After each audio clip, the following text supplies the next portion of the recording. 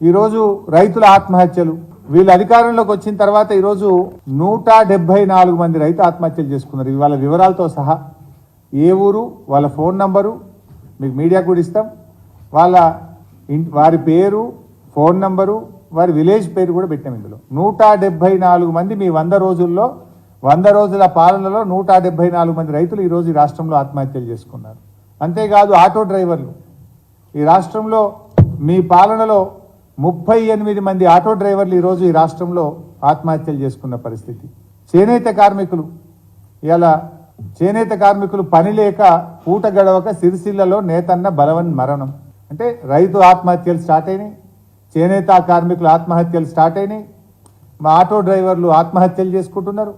ఆనాటి మళ్ళా పాత కాంగ్రెస్ పాలన, ఉమ్మడి రాష్ట్రంలో ఆనాడు కాంగ్రెస్ పాలనలో ఏ రకంగా అయితే రైతు ఆత్మహత్యలు, చేనేత కార్మికుల ఆత్మహత్యలు జరిగినాయో, మళ్ళీ ఈరోజు కాంగ్రెస్ వచ్చింది, కరువు వచ్చింది. కాంగ్రెస్ వచ్చింది, రైతు ఆత్మహత్యలు ప్రారంభమైనాయి. కాంగ్రెస్ పాలన వచ్చింది, నేత కార్మికుల బలవన్ మరణాలు ప్రారంభమైనాయి.